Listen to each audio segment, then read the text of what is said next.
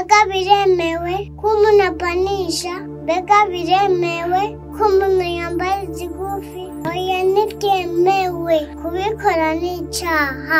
Bibiliya iratubwira ngo, Timoteyo wa mbere igice cya 2 umurongo wa 9 kugeza kuri 10 aravuga ngo, andi n'abagore nyene ndagomba ko bambara imyambaro iberanye, bagenda n'isoni, batahugumba, badasashisha, gusiba umushatsi canke izahabu canke imaragarita canke impuzu z'igiciro kinini, ariko basazishe ibikorwa by'ingeso nziza nk'uko bikwiye abagore bavuga yuko ubaha Imana.